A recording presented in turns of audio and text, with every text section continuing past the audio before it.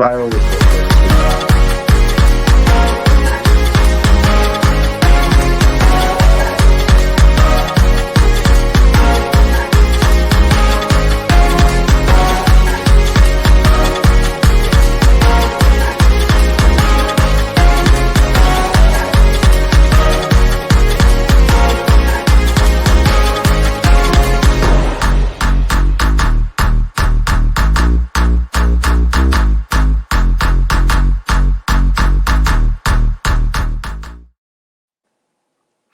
Hello, everybody. Welcome to the first edition of Fourth Tier Fever. Yes, this is something that's been in the making around here for a while. We're delighted to be able to bring you the first episode here as part of the Debt Network. My name is Jordan, and I'm joined by three lovely people in Luke, Jake, and Kieron. How are we, lads?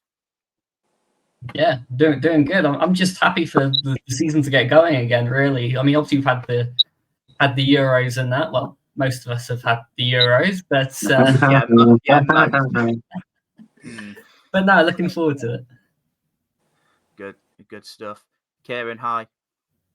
Hi, Jordan. Yeah, absolutely fantastic. You know, based off the last time we were on a podcast, this can only go swimmingly.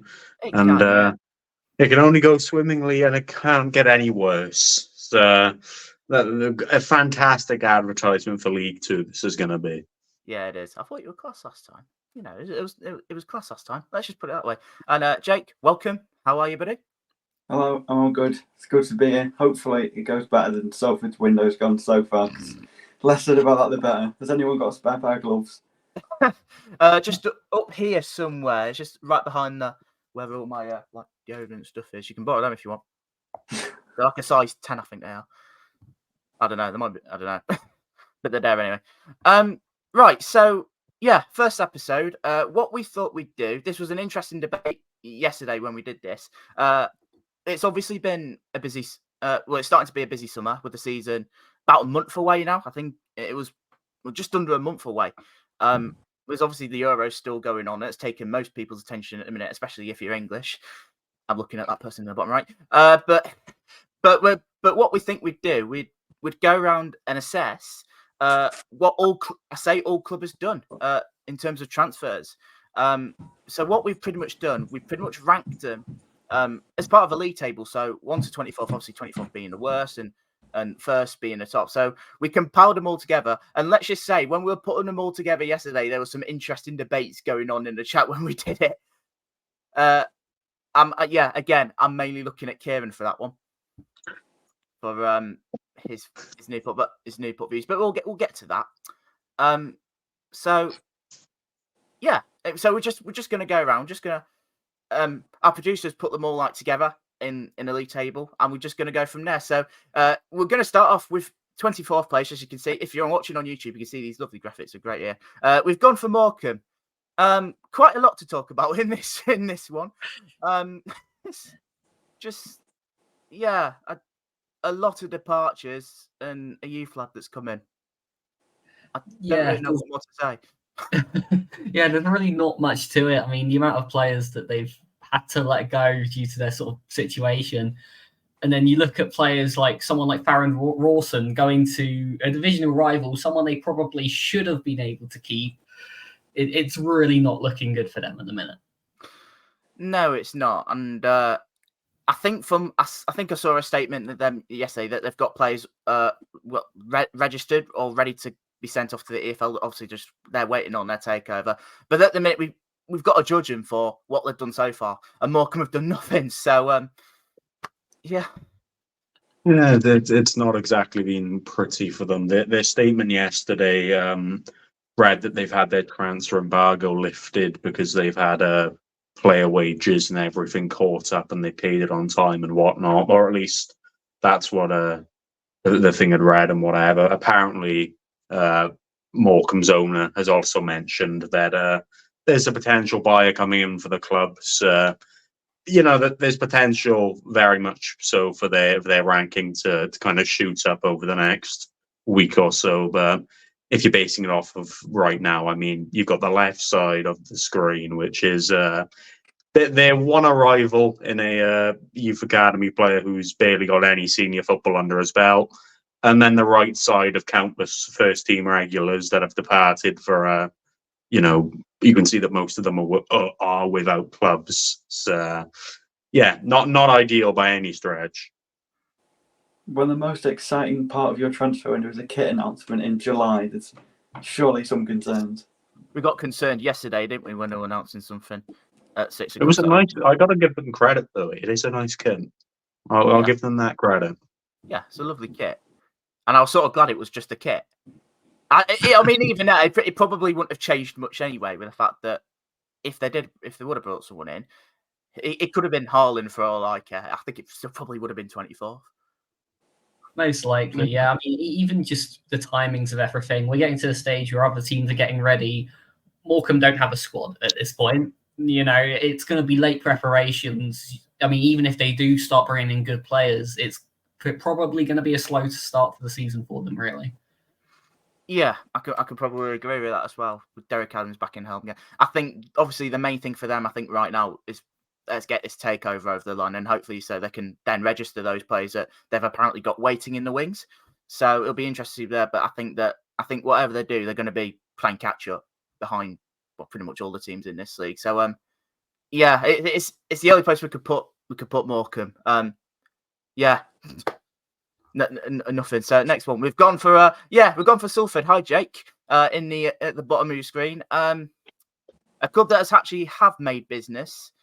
Go on, Jake. We'll start with you. Well, we started off by losing a lot of our first team players. Elliot Watt and Matt Smith were probably the main two who have got about 40 goal contributions in the last 2 seasons. So you have to replace them. And then we've lost a lot of fringe players with them in people like Stevie Mallon and Mariappa. And then we lost our keeper to Leeds to be a third choice, which came as a surprise. And we've not acted to replace any of them yet. We've seen Cole Stockton join, who's been good at this level before. And Dan Chesters have made a permanent, who we haven't really seen the best out of. They're exciting signings, but there hasn't been enough of them yet. And so far, I think we've got about 17 players. And season begins in a couple of weeks, and certainly going to need a lot more. Yeah, I think I could probably agree with that. I do like the signing of Cole Stockton. I really love that signing because you can see he's a good player. He's very good for League Two, and I think for Salford, I think he works really well. But you just haven't made enough, nowhere near enough. The fact you haven't got a keeper either, with Alex Kens going to Leeds, which is an interesting one. But fair play to him. He's got to step up. I'm not sure how much he played, with the greatest respect, but yeah, there's certainly some more work to be done. I think it's probably fair to say. Yeah, Barry no, Giggs said, "Oh, come on, Luke." Oh yeah, no, it's an interesting one. I mean, once again, you don't really want to be leaving your business too late. Obviously, like they do have Robbo there as manager, Carl Robinson. I'd expect him to pick up some decent signings, but again, it's that late preparation, and that always has to be a concern. Kieron? Yeah, I mean, I'm kind of out of retrospect. There's not much more I can really say that hasn't already been mentioned. That there are signings on there that are good for this level, and if you can build a team around them, yeah, it is absolute quality. But it isn't enough as of yet, and you can't really rank a team higher in the placements when they don't have a goalkeeper. That tends to be a pretty vital part of the starting 11. Yeah, just about. So I think that the patch of Elliot Watt is probably a big one for them. But yeah, we can't. Yeah, Salford 23rd. We're going to go to 22nd now. We've gone for Barrow in this one. There's a couple of interesting ones there. I think probably the standout is Connor Mahoney. Spent last season on loan at Gillingham and did all right there. But I think they've signed a couple of players I think that are unknown to the league. I think the one interesting one for me is Andy Dallas. Because we've seen how good he has been in non-league for Solihull, but he's had a couple of years where he's sort of been a bit quiet. I say a couple of years; it was more mainly last year when he moved to Barnsley. He didn't really get much of a look in there, and I don't think he really set the light up in Scotland, if I remember. I mean, their big one was obviously losing their manager Pete Wild in the summer. But overall, at the minute, I'm not really that convinced about their business. I don't really think you can be.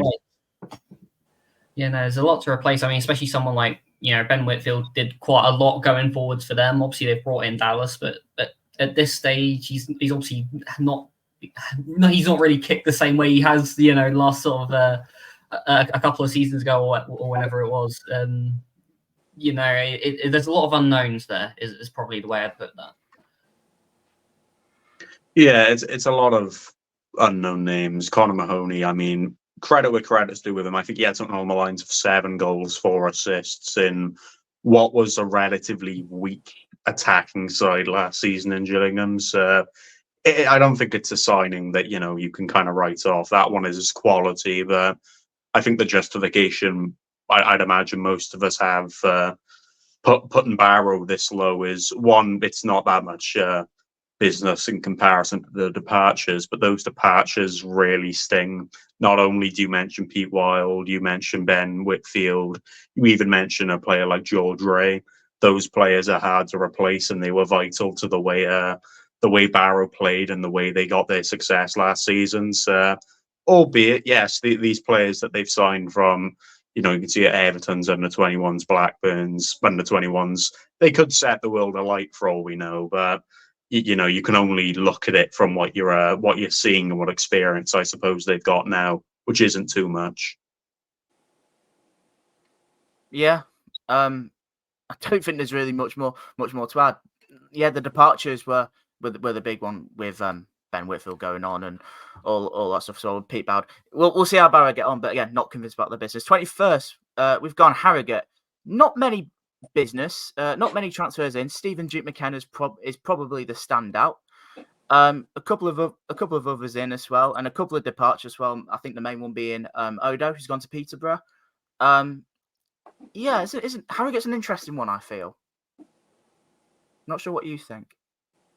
Yeah, I mean, again, it's a case of they've not done much. I personally don't feel like Duke McKenna's going to be on the same level as someone like Odo, although, again, with him going up a level, I mean, that's kind of to be expected. But, I don't think they've really done much to strengthen their side at this point. I think if they went into the season with this squad, they would be struggling. Yeah, the thing that we kind of have to differentiate Barrow and Harrogate, there's not much. You can swap those two around and, you can justify it equally as much. But I feel the only reason we put Harrogate above that of Barrow is that the departures haven't been quite as heavy hitting. I think Duke McKenna will do decently in this league, but I suppose they've got that squad, in my opinion, that will stay that kind of mid-table range consistently regardless. But again, you can only base it off what you're looking at, and it's still not great. And you'd imagine they will still need a good few more additions just to make sure they're sustainable if anything goes wrong injury-wise. Jake, any further thoughts? If they can get the Stephen Duke McKenna form that he had at Sutton, then it can be a really good replacement for Odo. But whether we can see that over 46 games to just keep him mid-table will be a real big question. They haven't lost anyone big. Rod McDonald is a strange one because he didn't seem to really set the world on fire, and he's obviously gone to Notts County, which will be a blow to them. But it'll be interesting to see how they get on. I just think Duke McKenna, I just think suits Harrogate really well with how they play. That's why I quite like it. But like I said, I think it remains to be seen if he can do it over the course of a season. Because there's clearly a player there. I've seen it a few times. I've seen him play. He does look quite a lively player. But yeah, it remains to be seen on that one. Yeah, there's not really much more to add with Harrogate. So yeah, they're in 21st. In 20th, we've gone for Crewe. Crewe, I feel, are a side that their business is never flashy, and I think we could certainly see with what they've done so far. Kane Hebbings, Omar Bogle. Yeah, me and Kieron. But a couple of us as well. Max Sanders has got League One pedigree. Lancaster. Yeah. Nothing too special, I feel. I think it's the outgoings for me. There's the concern. I mean, you look at the players going to divisional rivals. Luke Offord going to Dons, Nevitt going to Gillingham, Baker Richardson going to Newport. Like these are all players that could have been good in their squad that they've let go to other teams that they're competing with, and that has to be a problem. Yeah, I think the thing, Baker Richardson's obviously the one that I'd focus on the most. That the words are that he was offered a contract and whatnot, but it all depends, I suppose, whether Omar Bogle maybe would have flushed him out of the team. If you can get the Omar Bogle that was playing in the 22-23 season, or even in the seasons for Grimsby, he's a very dangerous player, and I think that's why you can justify Crewe being, slightly above or having that bit more of a gap over the teams we put below. But then again, those outgoings were, they were really key to what they developed and what they built going into that playoff final. But again, like you've said, Jordan, Crewe's business is never flashy, it's never extravagant, but it always somehow works. I'm sure those signings have all been made with, some form of purpose. I think if there's one person to trust in particular, it is Lee Bell, especially what he did last season. But yeah, on the face of it, not keen, I think is probably that. So that's Crewe in 20th. Don't kill us, by the way. This is just our opinions. I think we probably are, but we'll go with the flow. Accrington Stanley 19th. A lot of departures, a fair few incomings. Ferend Rawson is probably the pick of the bunch there. They've taken a couple of Boston. Again, nothing standout, nothing that I don't think will set the world alight. If I'm going to be perfectly honest, I think the outgoings as well, I think are clear to see as well. Jack Nolan going to Gillingham, and the one that's gone to Doncaster, Lee, isn't it? Tommy Lee, that's the one. I couldn't remember his name for a minute, but I think a couple of those outgoings I think are the big killers really for Accrington. It's just a complete turnover of their attack. Obviously, like as you say, they've lost Nolan, then Lee, then Pritchard. It's a case of they're having to now rebuild an entire section of their side, which is a big job, especially when you look at the contributions that Nolan specifically had as well. That's a lot to try and replace in one window. And then obviously defensively, perhaps a little bit stronger with Rawson coming in. They've obviously brought in Michael Kelly from Dons as well, who did okay once he came in, but at Dons he was brought in as a third choice keeper. Due to the weird keep situation, he ended up as first choice, but he's not a world beater. He's not going to carry them up the league or anything like that. So it could be a bit of a long season for them. I actually am impressed by one of the signings they made, and I really think he is, for what it's worth, I think he will be some form of a hidden gem, and that's Kelsey Mooney. He's just come off of a 14-goal season for Boston, and albeit they didn't do, it's National League North, it's quite a big jump to go up to League Two, but to have that record and that stature, and he formerly had the reputation of being part of the Aston Villa academies. Evidently, there's a player in there, and I think under the right form of management, the right form of setup, he won't set the world alight by any stretch of the imagination, but I think he could be a consistent and, well-rounded striker. But yeah, there still is the worry of those departures, really will hurt them. They are a key part of not only the side that we've just seen in the season prior that kept them up, but some of them were part of the sides they had in League One and whatnot. So it's a lot. It's definitely going to be a transition season for Accrington, I feel, but I suppose it's needed when you lose a manager that spent a better part of 2.5 decades at the club. The big concern is just losing the players to the division rivals in Pritchard and Lee going to MK Dons, Longello going to Swindon, and then they're signing unproven players from leagues below, which isn't inspiring, but again, could be hidden gems that could really help them. There could be, and I think it's something that it's an interesting one. Just one thing on Kelsey Mooney, real quick. I don't care. I'm just going to say this. There's an in the know account for Grimsby, the team I support. For people that are unaware, you probably might do by now. There was an in the know account saying that Kelsey Mooney has signed. He signed like a 2-year deal, and it couldn't have been any more than an hour later. I saw him sign for Accrington. I thought that was funny. and it just really put him in his place. Yeah, so I got a good laugh out of that. But yeah, anyway, moving on. 18th is Bromley. Now, I'm going to be the first to say I like Bromley's business. They haven't done a lot of it, but I think that they've recruited quite intelligently into the way that Andy Woodman sets up. Omar Sawumni, I think, is a perfect for someone like Bromley. I think their big one as well is probably Marcus Dinanga up front. If you've seen him for in the National League with Gateshead, a proper unit up front, and I think Woodman can really get the best out of him there as well. Lee, they obviously know from a loan spell that he had with the club as well, and Sam Long could be all right as well. He gets his chance. I'm not sure if that's a return to Bromley. I feel like he might have been there before, but I could be wrong. I don't know. I quite like it on paper. Not a lot of it, granted, but I'm quite a big fan of it, actually. Yeah, no, I think it's intelligent business, and they're coming up into a new division. The aim isn't going to be to fly through it the way that maybe a Wrexham did. They're just going to make themselves hard to beat, and if they can stay in the division, then on this first season, then that's an achievement. I think they're bringing in the right sort of players to be able to do that.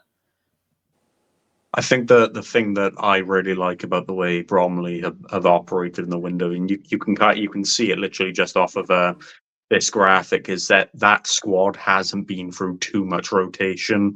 There's barely any players departing, and it almost matches out with the players arriving. But yeah, I think they've replaced the players that they did lose really well with honestly quality again, like Jordan mentioned, and like we've seen with Andy Woodman, the way he operates at Bromley. It's very physical. It's not pretty football at the best of times, but it's efficient in these divisions, and the players that they've brought in, albeit it's not many of them, will fit that style and will suit that very stereotypical generic League Two football that we also associate and absolutely love about this division. But again, the justification for not putting them higher is that it's not too much business, but I still don't think that's an overly critical thing. There's not been too many incomings, but there's also not been too many outgoings, which will be big for them, because you don't want to come up and lose all your best players. So to keep them is good business alone. So should put them in good stead going into next season. Yeah, they've kept most of the core, haven't they? In which they did so well in. Yeah, personally, I'm a fan as well. Just had it confirmed by producer Ryan as well. Yeah, Sam Long was on loan at Bromley.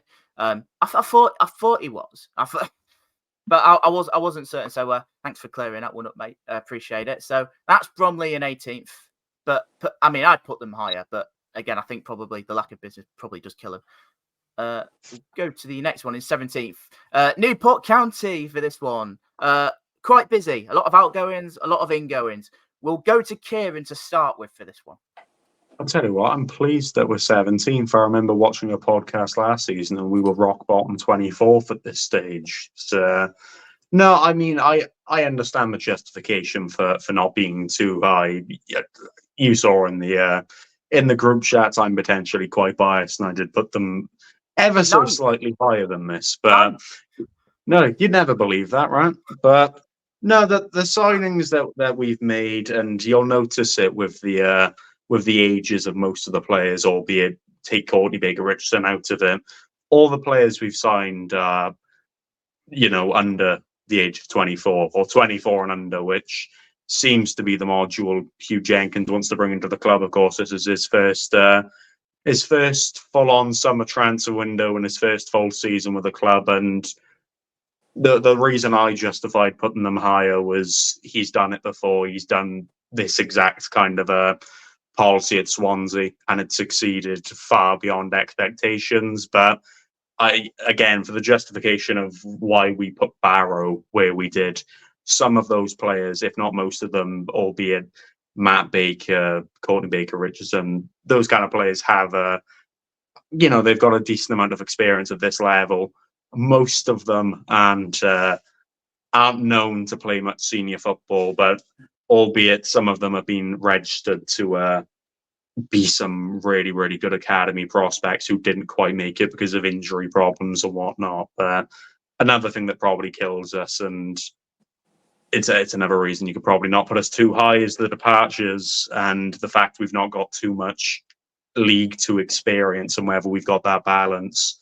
I mean, losing poor Omar Bogle, I now know how you feel, Jordan. Absolutely heartbroken I was when we got the news that he wasn't staying. But other than that, I'm not heartbroken about any of the other departures. It just depends whether we've got enough experience to almost gel in and mix the young talent that we brought in. But personally, I'm really excited about it.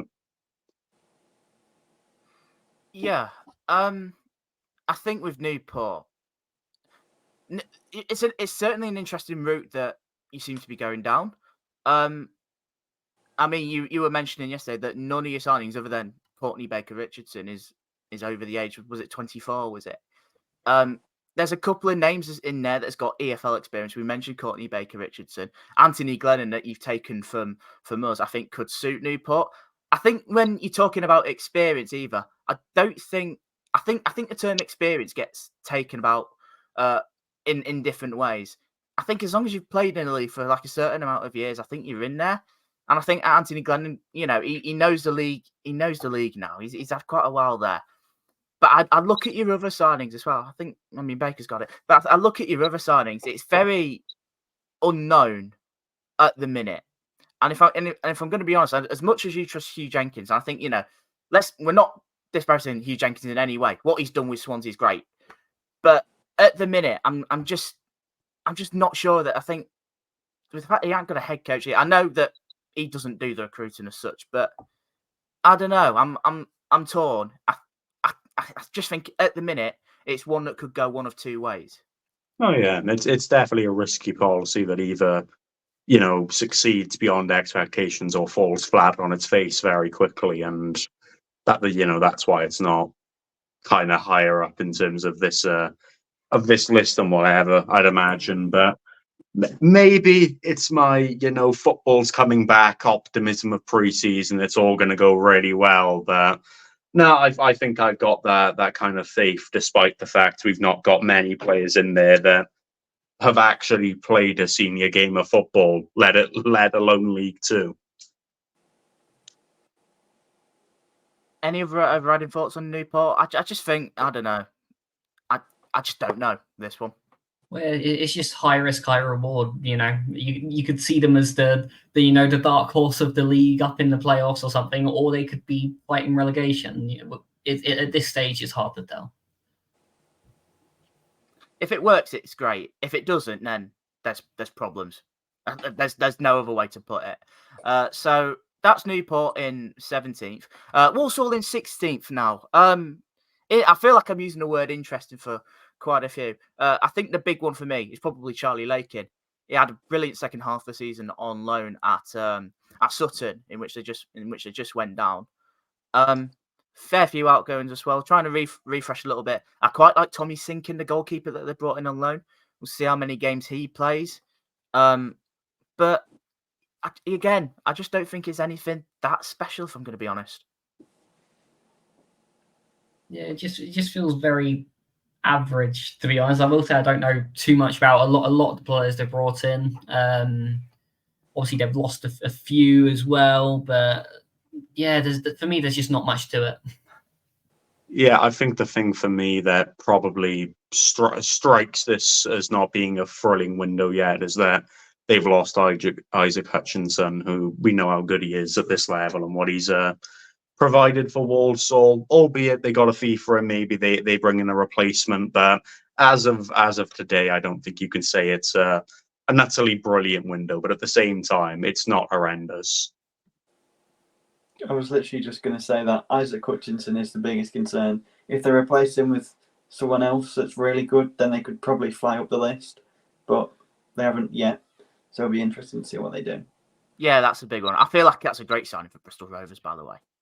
I just think he just suits what they're trying to do really well, but it's a big loss for them. We'll just see what they do in terms of trying to get a replacement now. Maybe Lakin's that replacement, but early time will tell. 15th, this one. We've gone for Cheltenham Town. Obviously, Mike Flynn is someone that Kieron knows.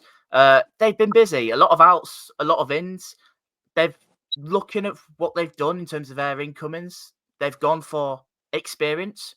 there's quite a lot of experienced names in there. Joe Day, not sure how much he'd play, but Harry Pell knows the level. Luke Young had a great spell at Wrexham, and a couple of others as well. I think you look at some of their departures as well. I think there's some big ones in there. Ultimately, they got relegated, like Freeston.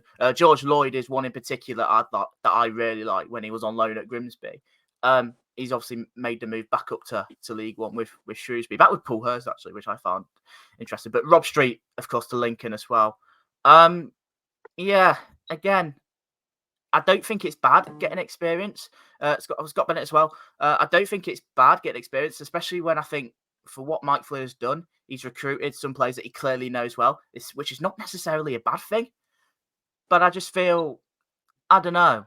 I don't know, to be honest. It's certainly not the worst I've seen, but yeah, it's certainly not the worst.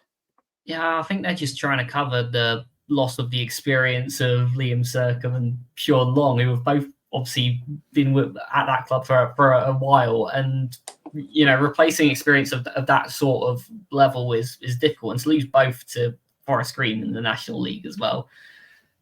Not again interesting. I don't know if they were prepared to let that happen or not, but yeah, not great. And I think Southwood's departure was inevitable. He's a top keeper for the level, and I think he's obviously very, very difficult to replace. If this was 2021, they'd probably be top of the list. There's a good few players in there that were part of the Newport team under Mike Flynn that got into the playoff final. Joe Day, Ryan Hayes, Scott Bennett, etc. But I like the policy that Flynn always goes with. If he can bring in players that he's worked with before and he's had success with, he'll do it. But I don't know. It all depends if they can, suit into a new environment together and whether they can gel in with what will be a different core of players, so to speak. But no, again, very similar to kind of Walsall and all the teams you'll see in this kind of 18th to 12th, 11th bracket. You could put them in any order and you could probably justify it. It's a really heavy outgoing list and a not very inspiring incoming list. Is the major thing that probably puts them 15th.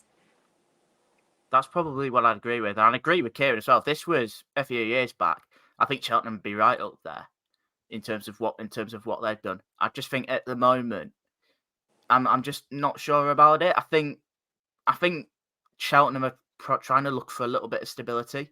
I think maybe after last year as well, because they're under this transition period under Mike Flynn. They obviously lost Darryl Clark to Barnsley. I mean, relegation was going to hurt them enough. There's some decent players there, which clearly see, in which most of them have lost. But yeah, I just think they need to be sensible this year. That's what I get with Cheltenham. So that's them. 14th is Fleetwood.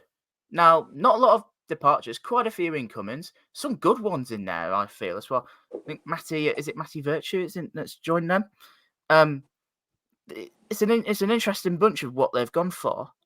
I ain't got my glasses on, so is that Medley? Yeah, that's another one as well. I'm just sort of reading them, so it's like, yeah, he's something. Oh yeah, so we're sort of just going through it like that. But Elliot Bonds as well. That's another one from Cheltenham, in which has gone to Fleetwood as well. It's not too bad, I feel. Yeah, a couple of respectable signings in there. Virtue, Bolton.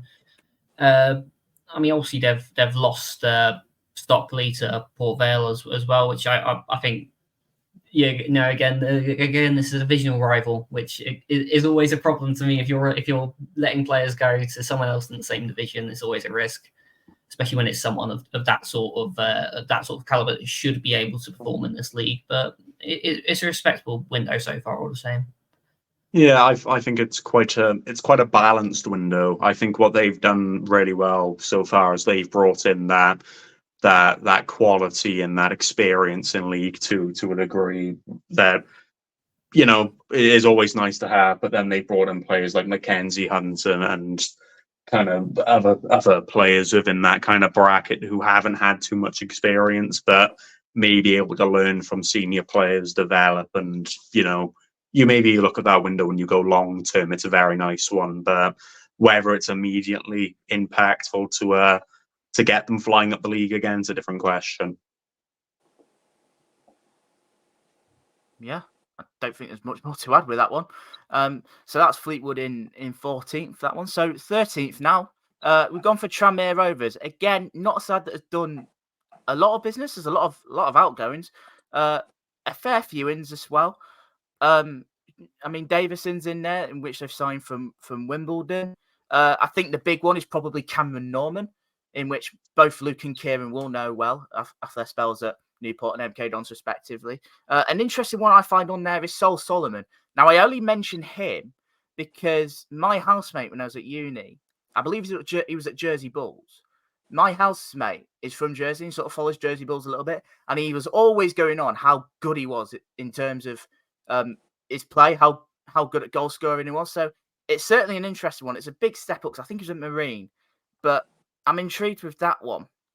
Yeah, it's all right. I think they need more. Don't get me wrong. I mean, losing Rob Apted was always going to be a big miss for him, going back to Blackpool. But yeah, middle of the pack. I think it's pretty close to actually. Yeah, it's not too bad. I mean, I think they've cleared out the deadwood, which is great first step. And bringing in someone like Norman, I am going to have to mention him. He was a very solid player at Dons actually, and I think if we played a different style of play, he'd probably still be there. I think it's just a case of this is Williamson wanting to move someone on to get in someone that suits our style of play a little bit more. But Norman is more than capable of being a top fullback in this division. And if that's the level of signing that Tranmere are going to keep bringing in this window, then it's promising. Yeah, Cameron Norman in the final season with us was quite literally statistically the best right wing back, if you want to put it that way, in League Two when you looked at most of the stats. So he's definitely got that quality and he knows this division well. A sign that excites me a lot is Josh Williams. Maybe it's because I quite like the Cymru Prem, but he's been signed from Connors Key. And to me, that's probably one that I wish Newport would have went in for. He's a central midfielder and he's been involved a lot and got a lot of the experience in that kind of in that field, in that division. And there's been many players that have come from the Welsh leagues that have done really well, mainly through Newport. But it's nice to see a different club kind of incorporate that area of the market. No real concerns over their departures either, apart from Rob Apter, but they would have known about that for months. Their incomings have been fine. A mix of experience and young is always a good mix and should put them in good stead. Yeah, I believe so. I think especially with Nigel Atkins in charge as well. I'm really intrigued to see how Tranmere get on next season because I think when he's been in, they've actually looked all right. So it'd be interesting to see, but I think they probably do need a few more, but we'll have to see on that one. So that's Tranmere in 13th. AFC Wimbledon comes in at 12th. Now, I quite like their business. There's a fair few outgoings, but I really quite like their incomings. I think Matty Stevens is the big one. If we can we'll sort of find his goal scorer. I think that's probably harsh. I think he scored goals for Forest Green, but I think it's I don't know. It's just one of those that just suits Wimbledon. Joe Pigott is back there as well. Not at the best couple of years, but I think we all know his spell there last time as well. One player I do quite like is Miles Hippolyte, in which they signed. I've always quite liked him at Stockport, even at Scunthorpe. I see a couple of the parts as well. Armani Little's there. Harry Pell's obviously moved on, but I think I was expected anyway. Curry going to Oxford. They'd have got a fee out of that, but yeah, it's all right. There's some solid, really good League Two names in there, I feel. Yeah, so annoyingly, it's actually quite a decent window from them. I think the combination of Stevens and Pigott to join Bugle in the attack is quite a strong setup. And I'm saying that as an MK Dons fan, so I think they'll be perfectly fine going forward. Although, with that being said, they have obviously lost Ronan Curtis to Port Vale, and I think that's a big loss, as is obviously Curry as well. I think getting O'Toole back, I think he was on loan there last season, a proper sort of like gamesmanship type player, and I remember him having a couple of good games. So yeah, again, it's respectable business, and actually another one that left Armani little, but it's relatively balanced, I'd say. Yeah, I'd agree with the the relatively balanced, and the fact that they are smack bang in the middle of the table, I think, is probably well justified, because the transfers they brought in, Matty Stevens, if you can get back what he did in the 21-22 season, or the 2021 season, where he scored something like 23 goals in the season where Forest Green won the league. If you can get that version of him back and keep him fit, it's a quality signing. I mean, you've got Piggott, who, AFC Wimbledon fans will already know what he's done and the qualities that you can get out of him. But yeah, the departures are painful in the regard of, again, it's League Two rivals and whatnot they're going to. But yeah, I think they've done decently to replace those transfers, and who knows, maybe it's a dramatic change in setup, given the profile of players that they brought in. The main one is definitely Ali Smith from Lincoln, who spent the second half of the season at Colchester. That's an incredible signing, and to beat Colchester to it, it's really impressive, because I'm sure we'll get on to Colchester later. So, not real concerns over who they lost, and some good incomings. Yeah, I could probably get behind that as well. Ali Smith, someone that we didn't mention, is one I quite like as well. They got him from Lincoln, who did quite well at Colchester from all accounts. So that's number 12. 11th is my team, Grimsby Town. Now, I guess I should probably kick things off. So I think it was fair to say that our business needed to be much better than what it was last year. There's a lot of outgoings in there, and I think a lot of them, probably rightly so. Yeah, I think the main outgoings, Anthony Glenn's obviously gone to Newport. We obviously lost Toby Malarkey for a fee. As he's gone to Crawley, as well as Gavin Holohan. Who both have gone to Crawley. I was amazed that Holohan ended up at Crawley, to be honest. Waking up on that morning, seeing him there. But it's a great move for him, as much as, well, it's all sort of falling apart at Crawley at the minute. But it's a good move for him. But what I'm really interested in is what we've done. We've known for quite a while that we were going for a bit of a data-led approach. And I think you can probably see it with these signings. I think they're quite technical ones in there. We needed a goalkeeper, Jordan Wright. Don't mind it. We've mainly looked at the defence as well. Tyrell Warren was someone that I quite liked at Halifax before he went to Barrow. But there's Cam McJanet is probably one that's probably unknown to a few, but did well in Ireland. Matty Carson probably looks to be our Anthony Glennon replacement. Looking at him, albeit against Grimsby Borough the other night, looks decent. A couple of others in there. George McEachran is seems very good on the ball. Lewis Cass as well does a job there. But there's one I want to point out, and that is, I believe this is the right way of saying his name, Yasin Daddy Svanthorsen, who is signed from the Icelandic League, Breidablik, I think he's called. He got 3 goals in the Europa Conference League last season. He's a 5-capped Iceland international. I think in terms of exciting signings, I think in the whole EFL, I think this one's right up there. Probably because we don't know. We simply don't know. But the data-led approach has clearly led us to him, and he's one that I'm really excited about seeing as well. You're not a 5-capped Iceland international if you haven't got something about you. But I can really see the squad taking shape. I think it's not higher because I think we probably do need about 5 or 6 more. We're nowhere near done yet. But overall, I quite like what we've done. I can see the path we're trying to go down. It's clear to see that we're trying to play, I think, with a certain style in mind. It's just clever business, really. And I think under Arteta as well, I think he'll be able to help develop these players. You've got, looking at the ages of these players, like 24, 25-year-olds approaching their sort of prime years.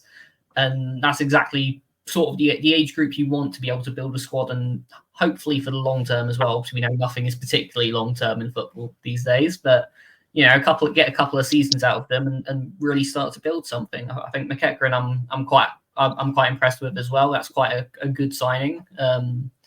I think he's very much an Artel type player. So I think you're building something there. Yeah, I quite like the business. I like the approach of signing players from obscure leagues, but teams that have played in European football. We've done it with Kai Whitmore. He was playing in the Conference League. I believe he scored, if I'm not mistaken, he scored 2 goals in the Conference League last season qualifiers. But no, it's very exciting business, and the only reason you're not higher is because there's not loads of business there. I don't think there's too many, killer blows in terms of your departures. I think a lot of them are justified off the back end of what was, a poor campaign last time out. But no, I think with a few more names in there potentially, I don't know whether the intention is to go for more established players or whether it's to go for more technical, exciting, obscure players like you've been kind of bringing in now. But no, I think it's a very positive and a lot more of a concrete window than on paper you had, this time last year. Yeah, I'd probably agree as well. Just quickly on that, I think last year there was a plan there, but we didn't follow it. This year, we are following it. I think that's probably where the difference is. But yeah, excited to see what else we do, and as well what we've already brought in. So that's Grimsby in 11th. 10th is Swindon. I think their business is extremely underrated by some. That's all I'm just going to say for now. Yeah, I mean, it's quite solid. I quite like some of the incomings they've got in. Obviously, they've just got in Grant Hall. Harry Smith, we know, has goals in him. But, big man up top. Ollie Clark is another one that I'm sort of quietly impressed with. And again, it just feels relatively balanced because I'm looking at some of the departures as well. Fraser, Blake, Tracy, obviously McEachran, as we just discussed as well. But it again, it's quite respectable. Yeah, I think for the ownership worries and whatnot and the problems Swindon have off the pitch, I think on the pitch they are being very sensible with the signings. Will Wright, I mean, the fact they've managed to lure him from Crawley is remarkable in itself. Having a partnership with Ryan Delaney, I'm sure if you can keep him fit, that'll be a relatively solid pairing at the back. Again, Harry Smith, he's reliable when you get him in a team that works around his strengths. But no, I think it's not an exciting window, like per se. There's no names in there where you go, oh, I haven't heard of him, but he's played in Europe or he's an international for his senior country or these other things. But they've brought in a lot of quality for this division and a lot of stability, which I think Swindon, need, especially on the pitch. It certainly comes as a surprise how good that window's been. Ollie Clark is really impressive because Manfield fans were really surprised when he left, which is always a good sign. Will Wright is just an incredible signing, as we've already said. And I'd be surprised if they had a season like last season. They could really push this season. It's interesting, I think, with that. I mean, I do like the signings of Harry Smith. Will Wright is probably the pick of the bunch there. Unreal season he had at Crawley last year and was one of their biggest reasons why they got promoted. I think we've probably been taken aback by them in a sense because we've mentioned about their sort of ownership struggles with Clem Mafouni. But I think what they've done there, I mean, they've appointed someone in Mark Kennedy, in which our producer will know well with during his time at Lincoln. But I think he could be a solid League Two manager. I think Swindon could be that club. But at the same time, I don't know. I just think their board level, I think, could overshadow things. But it's definitely not bad. They needed a bit of a clear, and it's clear to see with some of their departures as well. But I quite like them. I quite like what they've done. There's not much more to say, to be quite honest with that one. So yeah, Swindon so far, good job. 9th is our good friends over at Bradford City. There's some good names in there. Anthony Sarcevic is probably the pick of the bunch. We know how good he is at League Two level. The promotions, I think, speak for themselves. Another one last season was Stockport. Callum Johnson is probably another one that I really like as well. And you see some of the names that have departed as well. Not too many big names, if I'm going to be honest. Yeah, I just think it's solid. I really do. I think they need more. I think they need more, but you can definitely see that what they've tried to do there. Yeah, no, I think the signings they've made so far have been decent. My only concern is this does feel very typically Bradford. Bringing in a bunch of players are good, but then not actually do anything with them. I mean, obviously that remains to be seen, but it does feel very, very Bradford. I do get that feel to it as well, yeah. Yeah, I give the credit to Bradford. That I think Sarcevic is probably the type of player Bradford were missing. A midfielder with an abundance of attacking qualities, but isn't afraid to get stuck in and to drop back if needs be. He's a real team player, and credit to him. He's won promotion wherever he's went, whether it be Plymouth, Bolton, or Stockport. I think that signing's good, and then you've got Callum Johnson, who I feel I also read that Mansfield fans weren't too thrilled to hear he went, but no, it's an abundance of qualities and proven players for this division. But I think that the reason that they're not any higher is, one, there's a lack of actual quantity of those players, and you question if they've got that kind of backbone to sustain it for the entire season. But also the teams from here on out, some of the business they've made is absolutely ridiculous. If we were doing this a couple of weeks ago, it would probably be number one, but it's slowed down a lot, their business, and they're definitely a couple short. So a couple more signings, and like we said for many teams, a couple more signings and they'll probably be in the top. But it's hard to judge now. Yeah, I probably agree with that. I just think with Sarcevic as well, that experience could be very handy indeed. But to be honest, this is Bradford we're talking about. No, I'm already in Bradford's bad books. But no, they just feel very bad. It's not necessarily a bad thing, but yeah, I do think they're all right for what they've done. I know it's very vague, that one, but it's just what it is. Now, 8th is a team that I've really been impressed with their business, and that's Colchester United. I mean, we know Danny Cowley's there. He's pretty much bringing a band back together. Harry Anderson in on a permanent, bringing back Alex Woodyard. I mean, I've already got like Tom Hopper there as well and all that. But the big one, I think, is Jack Payne. Unbelievable signing that is. Oh, yeah, no. Payne has been fantastic. He was obviously with Don's last season. I think he had something like, 14 goal contributions, 7 goals, 7 assists, something along those lines. But, he really controlled the midfield alongside Lewis Bates second half of the season. And, that's a top pickup. He's one I was expecting us to bring back. Obviously, we haven't because we've brought in other people, but he's a fantastic player. And I'd also like to point out Matt Macy as well. I think to pick up a keeper of that standard for League Two, again, I think that's a fantastic pickup. I think you're looking at one of the best keepers in the division easily. Yeah, I think when you're basing this off of, what happened last season and what was a very rough season for Colchester, those signings, they're really safe. They're signings that have been under the Cowleys before, and you've got an abundance of experience. I mean, Jack Payne's, like we've mentioned, a phenomenal signing in its own, and the fact he's been kind of lured to what potentially looks to be a project now under the Cowleys is really exciting. And I think you even then look at their departures, given the fact they had what was, again, a really rough campaign. You can't really question any of the departures. I don't think any of them you raise huge question marks over. So for me, I think if you're actually talking a first 11, they're probably top 3 in terms of what their first 11 looks like. It just depends whether they've got that strength and depth to, really push on.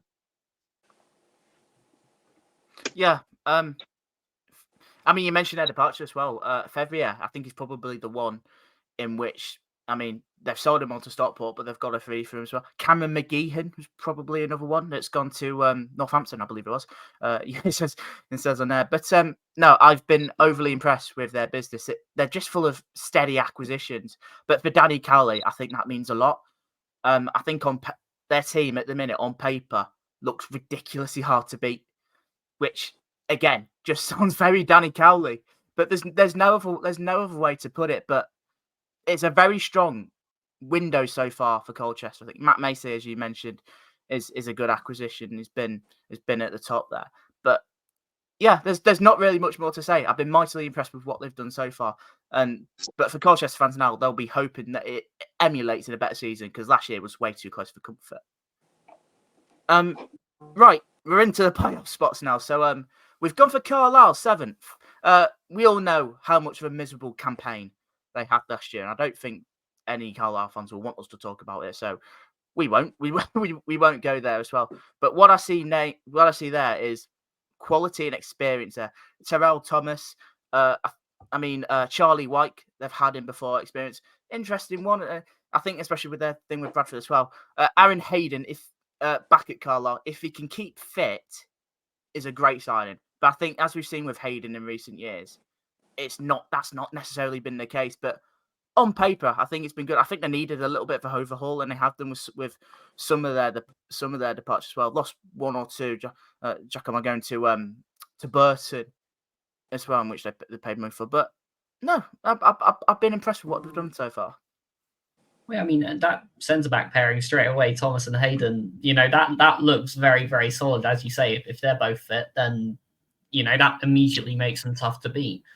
You look at someone like Ethan Robson coming in, who started the season well with Dons, ended up losing his place, but he's still a very, very good player for the level. And, I think he'll do bits in that midfield. It's just a solid rebuild so far.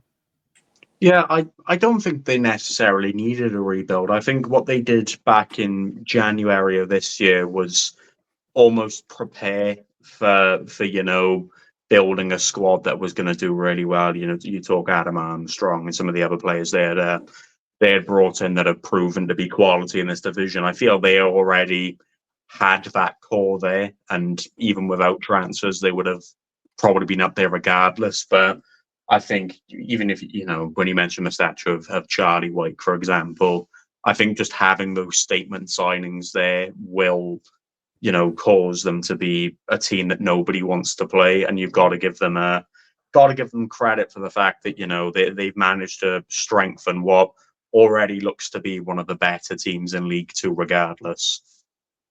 Yeah, like Kieron said, very impressive incomings. Their outgoings, they've still got a lot of that core that got relegated. Some of their core were impressive, but they probably still need a couple more outgoings and a couple more incomings to really push next season. Yeah, can't really argue too much with that as well. Kieron mentioned that they probably did a rebuild in January, to be fair. And to be fair, thinking about it, yeah, I think they did. I think they already knew where they were going in January, and they started preparing then, to be quite honest. But what they've done so far is just adding to it, and it's I quite like what they've done. Robson was one I didn't mention as well. He was at Town on loan. I think it was 2018 or 19 now. Had him for the first half. In fact, no, it might have been, 2019, I think it was. We had him on loan at Sunderland at the time, but obviously don't really know that much, how much he's progressed then. But I quite liked him there.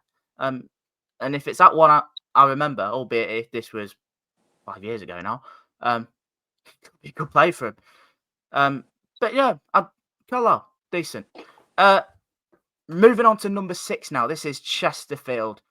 Not a lot of business. I don't think they really needed to be honest. I think there was a couple of key aspects in which they needed to sort out, and that was their defence.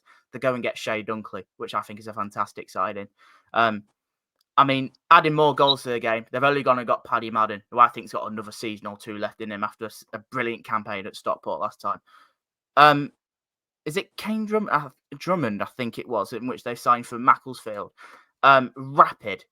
As much as he's maybe not got that EFL experience, he could be something, and Chesterfield clearly sees something in there. I don't think they needed to do much, to be quite honest. I think they've addressed what they needed to do, and that was their defence. And I think they've pretty much done that nearly. And even then, I didn't think that was a lot. Well, I would say they need a couple more personally, just to really sort of reinforce it.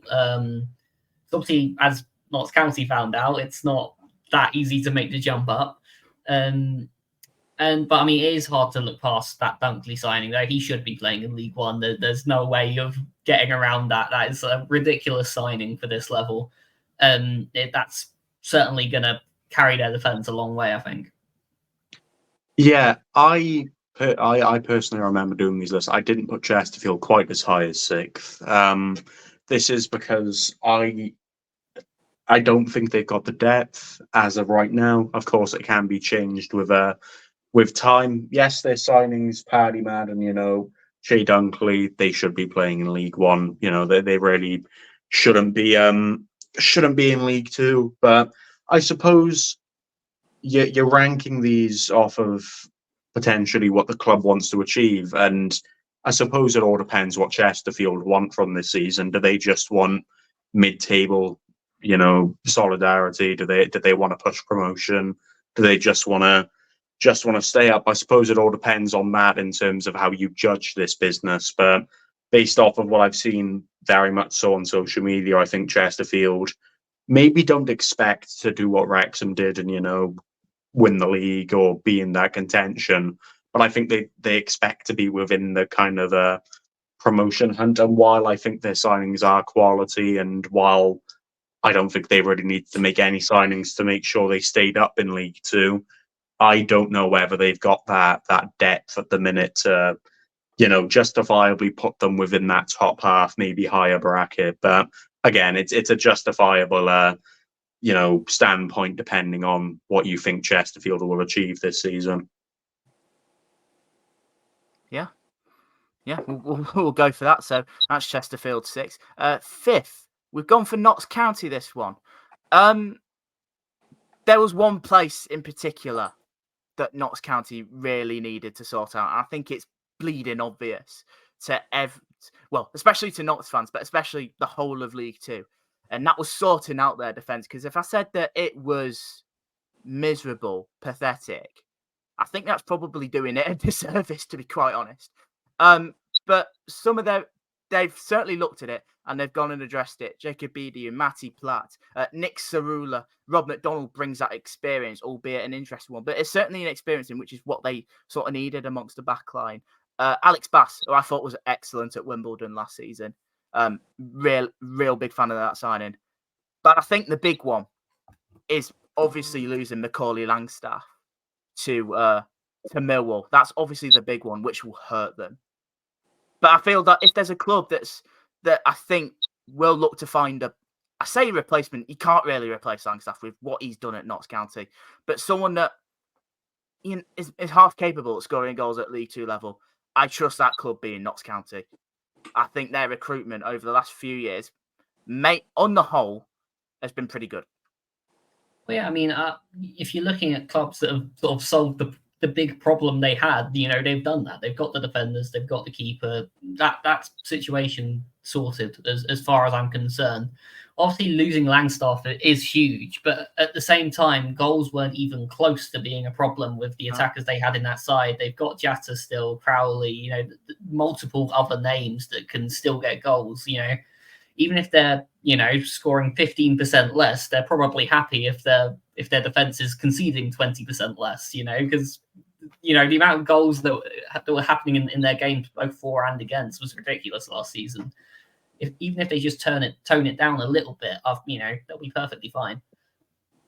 Yeah, I think it is a lot more of a stable approach, and I don't think it'll be quite the Notts County we saw last season, where it's guns blazing. Let's see if we can score 5 a game. But I don't remember where I put them in the predictions because I was second guessing myself every other time. I thought I put Chesterfield lower. Turns out I put them in 7th, one below where they've been on here. But yeah, I think I put Notts County about 10th, 9th, around there. I'm sure that our good old producer can let me know. But yeah, I think that the main thing that I've noticed is, and we've all pointed it out, is Langstaff leaving.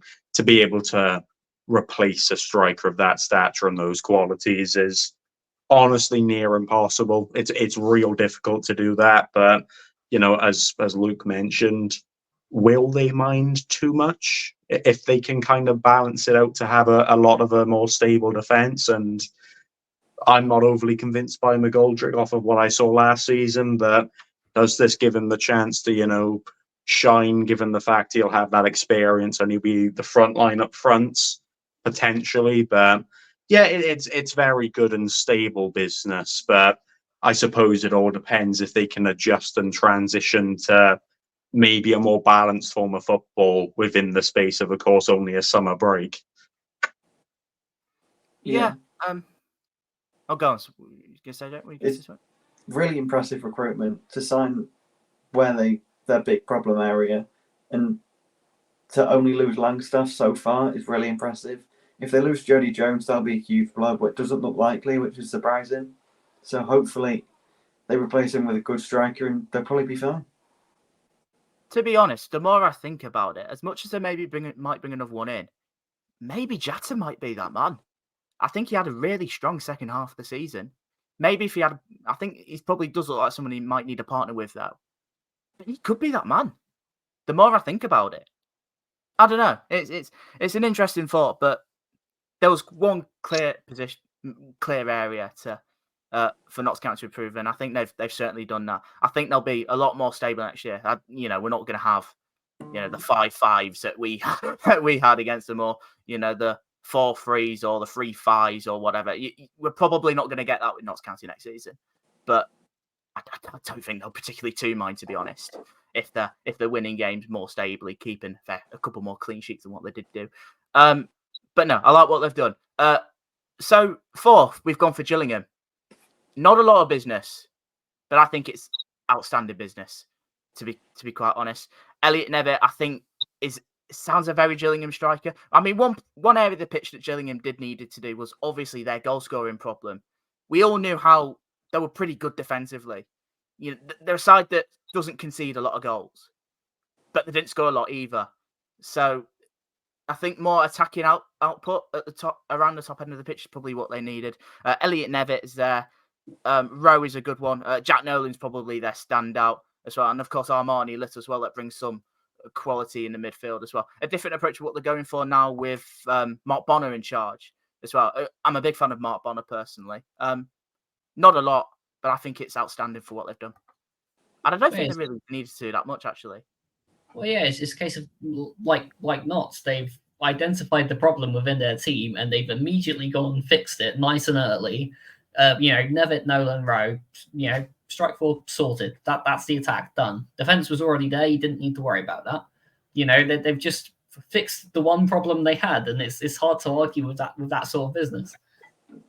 Yeah, I think literally they are polar opposites to what Notts are. If you were to combine Gillingham and Notts' team, they'd win the league on 100 points easily, because they are such countering forms of football that they would be fantastic together. But no, I think the thing that's really impressive about Gillingham's business is, one, other than maybe say Scott Malone, Sean Williams, in terms of their departures, that they maybe would have preferred to keep rather than lose. But I don't think the departures are gonna harm them massively. And I think that the signings they've made, let's be fair, they are very Gillingham signings. They're proven signings in this division. I mean, Jack Nolan got close to 20 goals. He got 20 goal contributions in what was a relatively poor Accrington side. So you imagine now he'll be able to partner with Elliot Nevitt, and having Armani Little kind of behind him could potentially have that,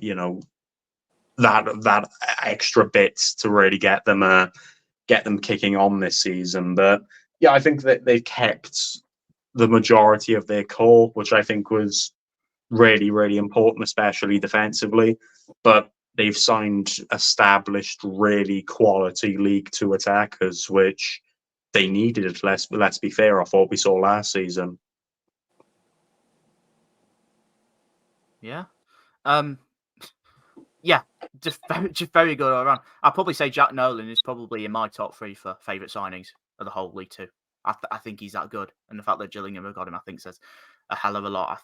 I really do love that signing. So, to be honest, yeah. I think he is my favourite, to be honest. Yeah, I think he was criminally kind of just underlooked and everything last season, given the fact he did so well.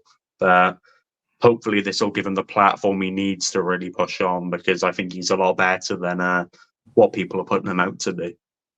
Yeah, absolutely. So that's Gillingham in 4th, just missing out on the top 3. We are going to go into the top 3 now, the automatic promotion spots, as it were.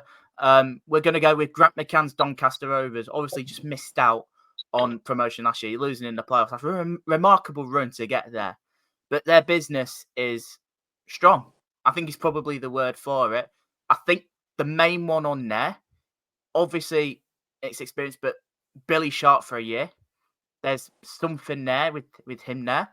A couple of others as well. Gibson maybe have the actually problems, but I think Doncaster might be a good move for him. Harry Clifton is a player I know well at Grimsby. A lot of games for us. I think he needed that refresh, and I think Doncaster is a good move for him. Joe Sabara is a player that I've liked for a long time. In the National League with Solihull, probably didn't have the best last year. I think he had a heart issue, I believe. But I think if we get the Joe Sabara that we know he could be a very good addition at League 2 level. And just a couple of others like that. A couple of signings that they've made permanent as well, in which they've had last year. Not really many too big noticeable names leaving. Probably Hakiba Dillikun that they couldn't get back on the permanent, but they've still got Luke Molyneux, and maybe someone like a Sabara or a Gibson might be their replacement. But I mean, whether Sharp will play much, I mean, I rate Joe Ironside highly, but I think someone like Sharp, someone his experience, his know-how, he knows the club, he's played there before. I think he's great for Doncaster for a year. I really like what they've done. They've sort of started to build what was successful last year. Keeping Luke Molyneux is massive as well. Yeah, I'm a big fan of what they've done. Yeah, no, I mean, I think at League 2 level, if you're looking at Sharp, I think he's going to be totally fine. To be honest, I think he'll contribute as long as he stays fit. I think he'll get goals at this level.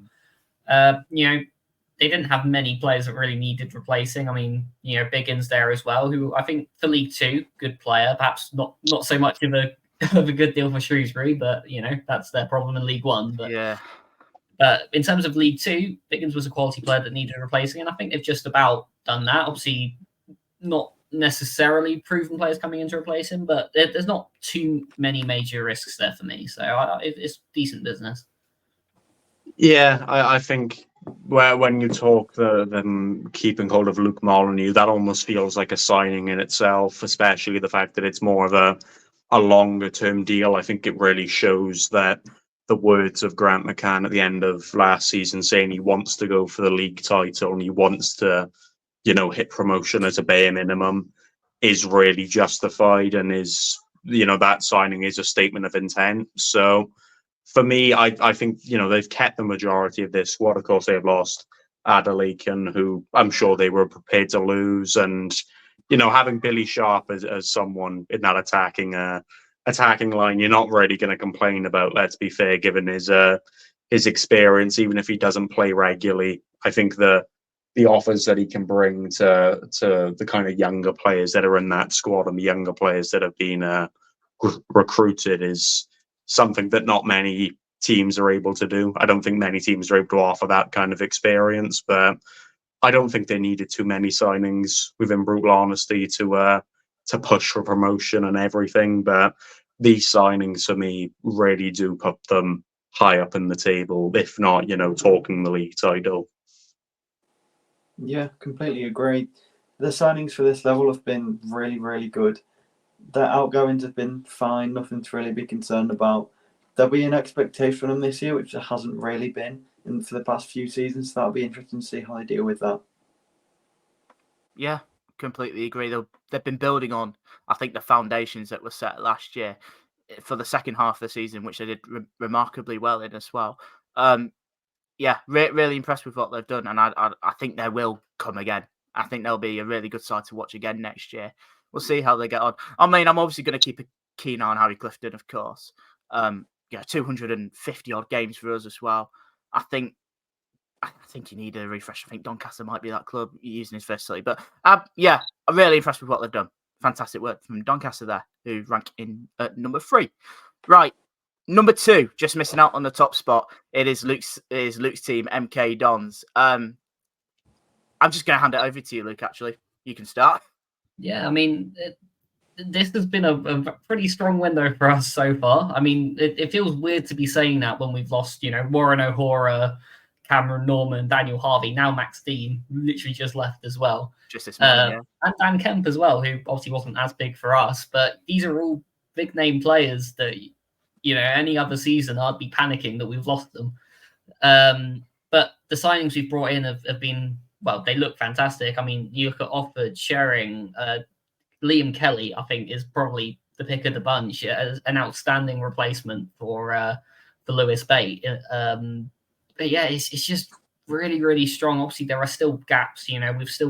We now need another striker thanks to Dean leaving, and we have no right wing backs. But this still looks like the basis of a very strong squad. I think what I like most about it is the incoming leaders coming in. Lawrence Maguire or Luke Offord again. Last season's team mentally was quite weak. You had a bunch of good players there, but if something went wrong, well, you knew about it. That's how you end up losing in the playoffs 8-1 on aggregate. But I think we've fixed that sort of mental problem, and it's just one or two more signings. I think we're there to really be competing at the top end. Yeah, I don't think you can kind of dispute it. I mean, like you mentioned, you've lost some absolute quality in terms of the departures, but you could generally argue that what you brought in is an upgrade. Maybe not in terms of quality per se, but definitely in terms of that mental calmness and those leadership attributes to be able to stay composed if it's not going right. You noticed it particularly in the playoffs, but a lot of times in the season you would go 1 down and then it would be 2-3 and that would be game over. It would be a situation where you'd almost feel like you had to go ahead to even have a chance of getting some form of result in the game. But what you've brought in, especially with Liam Kelly and Lawrence Maguire, are players that have been able to adapt to deficit. What they both did with Crawley last season. I mean, we've given them so much praise for what they did last season, but a lot of the part of that was the mentality of we're never out of these games, and we know what we can do and what we can provide. So you maybe don't even look at it in terms of, despite the fact you look at Luke Offord, you look at Joe Pritchard, and you go, like, those players are absolute quality for League Two, really high-end players. But you maybe even look at it from a mental aspect and a more of a character aspect in that dressing room. You go, that's a really strong team compared to what it was last season. Liam Kelly's certainly got to be one of the signings of the summer at this level. For what he did last season at Crawley, to convince him to come back to League Two is just an incredible bit of business. I mean, that Crawley fire sale is just ridiculous as it is anyway. But that's for another day. It's for another podcast, that one now, because they're obviously now in League One. Yeah, Luke. But no, they've lost quality and they've brought in quality. I think he's probably MK at the minute. Liam Kelly, big fan. Maguire, he brings out, just calm. I say calmer heads, more experience. I mean, we sort of saw what Mike Williamson was doing last season as well. I think he's just trying to stamp more of his authority on it. I think this year, that's what I get the feeling of it. And it's certainly, I mean, you've got to replace him with Max Dean, but I think we'll see what happens with that now with him leaving this morning. But that's MK number 2. Really good business for what they've done so far. I think they're not done yet. But number 1, I think I originally had the second, and I've sort of slept on it. And I actually think they're first by quite a way. Actually, is Port Vale. They have made some unbelievable business. I think the one that stands out straight away, George Byers. How is he at League Two level? I mean, well, Darren Moore. That's why I had him at Sheffield Wednesday. But you see some of the other names on there. Ronan Curtis, James Stockley will get goals in League Two. Sort of like that more target man that more had at Wednesday. A couple of others as well. Tolai, is it, that they signed from Aldershot? Had a very good year for him last year, and he fully deserves that step up. I think is a great addition. And they've not really lost anyone that big. I really like what they've done. Yeah, it's mostly proven signings, really, and I'd particularly like to point out their goalkeeper situation now. I would dare say that any other club in League Two would swap keepers with Port Vale, because they've still got Ripley, and now they've got Amos as well, and either of those could start and be a top keeper for the level, in my opinion. I think there's maybe other clubs that can have one keeper at that level, but no one else has got two. And it's that sort of depth. And if they can build that around the entire team, then, what's stopping them from going straight back up? Yeah, I think coming down from League One, I think Port Vale probably had the best squad anyway, just going into it off of the basis of what they had. But George Byers just on his own, it's like when Nick Powell was brought in by Stockport last season. How is he playing at League Two? You could generally justify him being, bottom end of Championship. If you disregard the fact that, he's had his injury problems and whatnot, and he fell out of favour for Sheffield Wednesday, particularly in the second half of last season.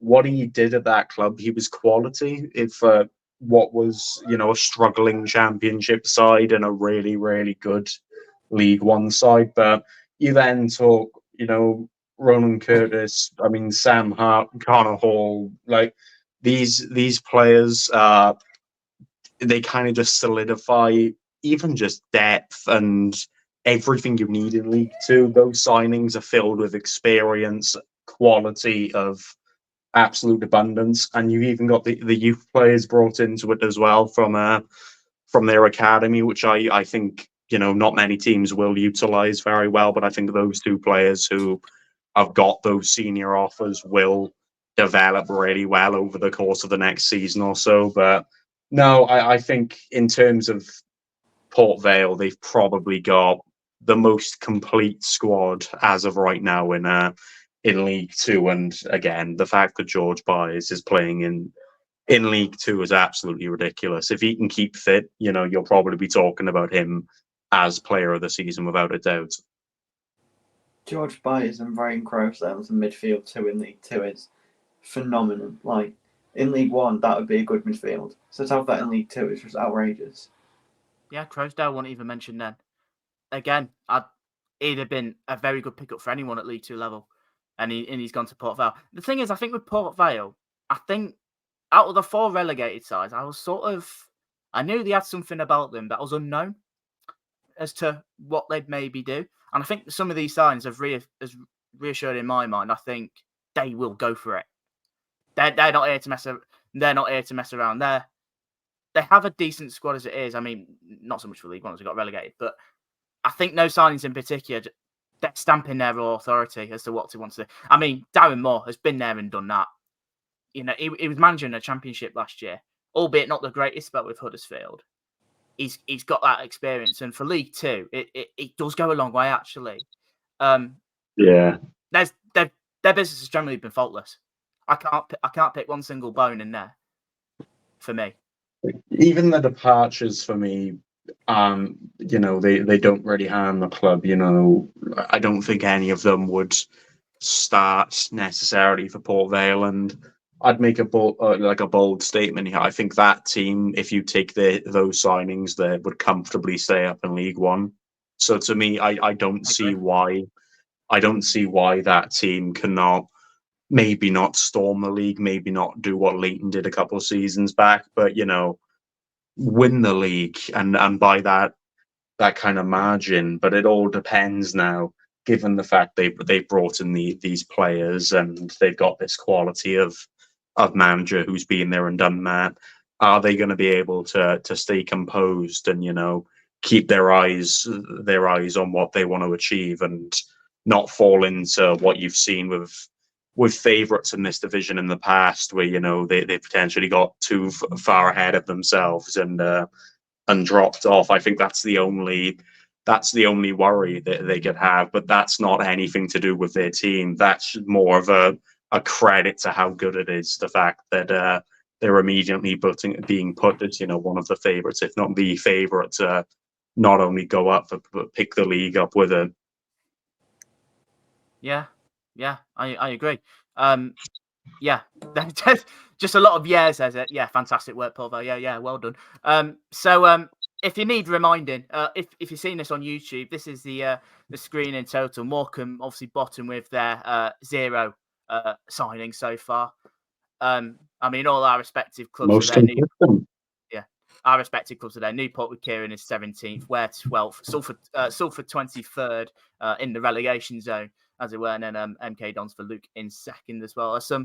But that's sort of where we put. I know we sort of had a discussion of where we think, so it was all similar. I think from what we noticed looking at it, I think like the bottom 5 or 6 was quite evident to see, and then the middle of the table could have been anyone, and I think probably, and then you could probably notice some of the top 5 again and again. There's a section of that in which generally could have been anyone. That's what I got for that when we did that. But I enjoyed doing that. Let us know what you think on our social media channels, on YouTube if you're watching this, on Twitter at 4-Tier Fever. It's been a lot of fun doing this, and there's a lot of stuff coming your way over the course of the season with all 4 of us here. Make sure you give it a rating wherever you listen to, where you get all your podcasts from. Make sure you go and follow the deck. A lot of content coming your way here on 4-Tier Fever. But lads, it's been a pleasure for the first one. Cool. Yeah, that was great fun. The first one, you know what? There we are. We've done podcasts before, and they've not exactly been, they've not ran fantastically for whatever reason, whether it be connection issues or just getting off topic. We won't talk about any other previous form of podcast that ever did that ever, because we're all professionals here and perfect in every way. But no, I think that the nicest thing about it was, one, again, for the most part, we were pretty in agreement with a lot of the decisions. I think the one thing that a good old Ryan put in the he put below was that I think I put Notts County in 12th, which is probably at one point. I swear. Which is, I had them in 16th at one point, but the more I looked at it, the more I went, hold on, I'm putting them below Fleetwood. Give me a moment here. Let me just kind of correct myself a little bit. But no, I think the nicest thing about it is that we've had those kind of those range of opinions, but overall, you can justify, as long as you can justify your opinions and why you put a team somewhere. I think it's a very nice concept to go ahead with. So it's been good fun. Yeah, of course. I think that's pretty much all there is to say. So thank you guys for listening. Make sure you keep an eye on all our channels. Go follow our Twitters. Go and keep an eye on 4-Tier Fever. A lot of stuff coming your way over the course of the season. We're really excited to show you what we can do. But yeah, until next time, we'll see you soon. We'll take care for now. Bye-bye.